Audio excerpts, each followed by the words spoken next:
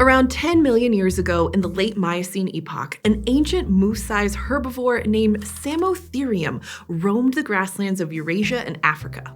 It didn't look quite like anything alive today, but it had two features that might help you guess its closest living relatives. On top of its head were two bony structures called ossicones that it has in common with its modern kin, and perhaps the biggest giveaway of all is its meter-long neck.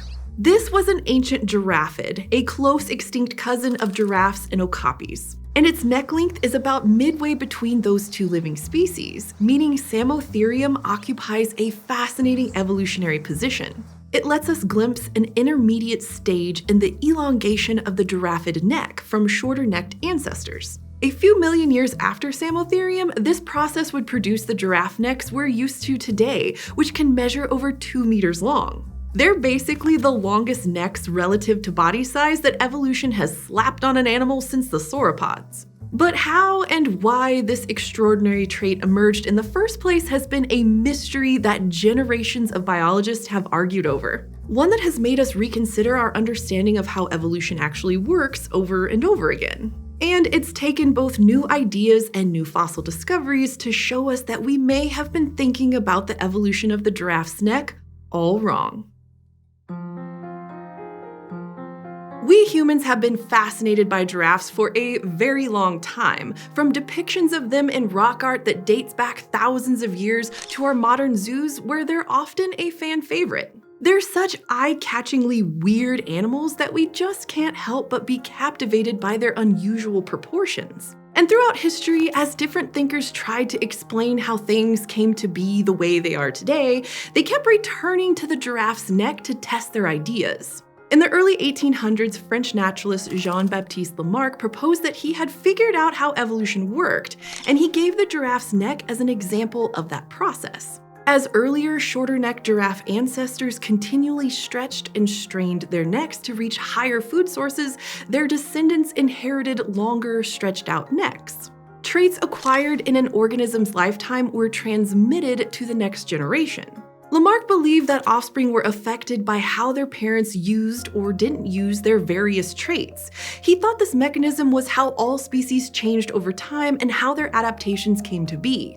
And he was wrong. Traits that are acquired and flexed during an individual's lifetime are not the basis of evolution. Instead, we now know that evolution is based on variation in inherited traits in a population, with some variants being favored or selected over time due to the advantages they offer. When Charles Darwin challenged Lamarckism by proposing his idea of natural selection, our understanding of basically all biological mysteries, including how the giraffe got its neck, changed completely. Darwin saw the giraffe's neck as a prime example of his idea instead. Variation in a population automatically meant that some giraffes had longer necks than others. And competition to reach more food led to individuals with longer necks being more likely to survive and reproduce. He was right, or at least more right than Lamarck, but he was also kind of wrong too, because while Darwin was able to explain how the giraffe's long neck evolved, the question of why has proved to be much more complicated than we thought. See, in 1996, two researchers argued that Lamarck, Darwin, and generations of biologists since had totally overlooked the main driver behind the elongation of the giraffe's neck. They said it wasn't a result of natural selection to compete for food, it was sexual selection to compete for mates instead. Their hypothesis was literally necks for sex. Now, sexual selection can lead to exaggerated traits that aren't always especially helpful in other aspects of the struggle for survival, like a peacock's tail, for example. This idea was another major contribution of Charles Darwin to the field of evolutionary thought, though he never applied it to the giraffe's neck. And the necks for sex hypothesis was based on a few key observations. For one, the researchers pointed out that during the dry season, when competition for food should be at the most intense, giraffes often browse low shrubs rather than tall trees.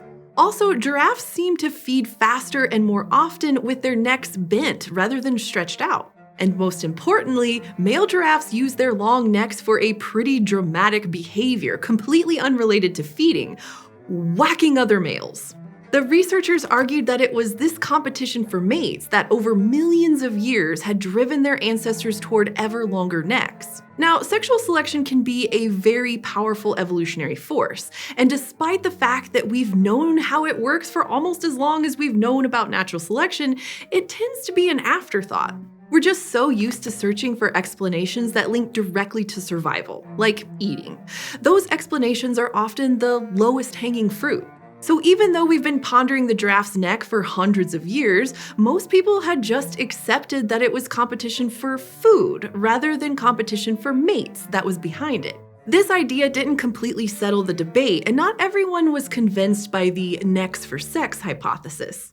But the very same year their paper was published, in 1996, paleontologists in China's Gobi Desert found what turned out to be another piece of the puzzle, though they didn't know it at first. They unearthed a fossilized brain case and some vertebrae from a weird mammal dating back to about 17 million years ago to the early Miocene epoch.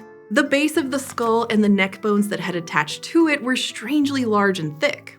They couldn't immediately tell what it was and gave it the name in Mandarin that translates to a strange beast. It wasn't until decades later, in 2022, that a much more detailed description of the strange beast was published.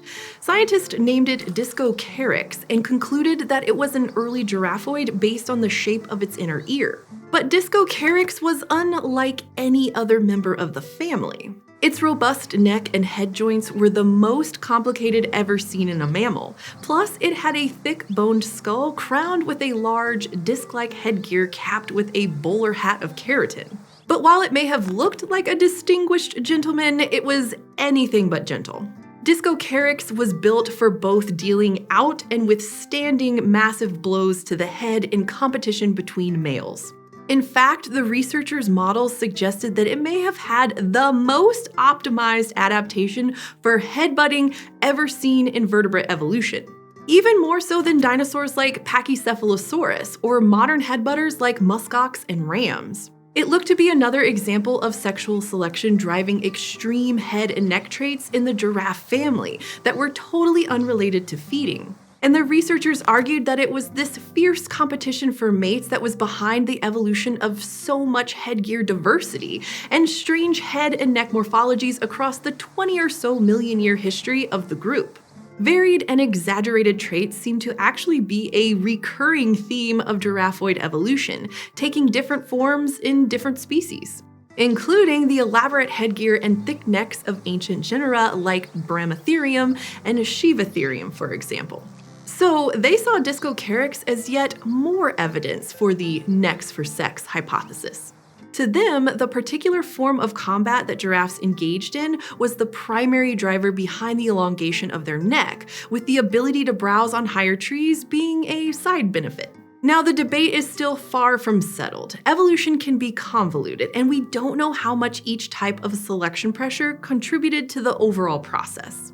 For example, we don't know if one was the driving force early on and then the neck became co-opted for another role as time went on. And so, hundreds of years after Lamarck and Darwin thought they had solved the mystery of the giraffe's neck, we're still working out the full story.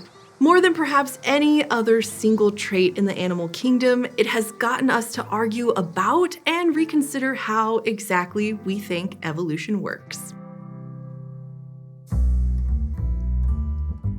So sexual selection is thought to produce many showy animal structures, even walrus tusks. Find out more in our episode, How the Walrus Got Its Tusks. And thanks to this month's Eontologist for helping us reach new heights. Annie and Eric Higgins, Juan M., Melanie Lamb Carnevale, Raphael Hassa, Jake Hart, and John Davidson Ing. By becoming an Eonite at patreon.com/eons, you can get fun perks like submitting a joke for me to read. Here's one from an anonymous Eons fan. Technically, the asteroid that triggered the KPG mass extinction killed by far the most birds with one stone. Oh, that one. That one hit. That was a good one. That was a smash. And as always, thank you for joining me in the Adam Lowe studio. Subscribe at youtube.com/eons for more creature features.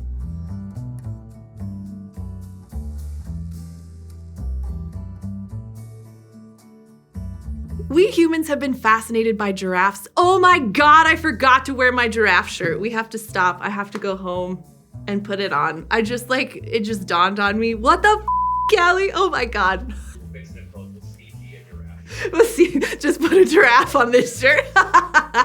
Oh, that's hilarious. I can't believe I forgot that. I've been holding on to this giraffe shirt for like 5 years for the giraffe episode, and then I forgot to wear it for the giraffe episode. Okay, all right. Well, back to the giraffe episode.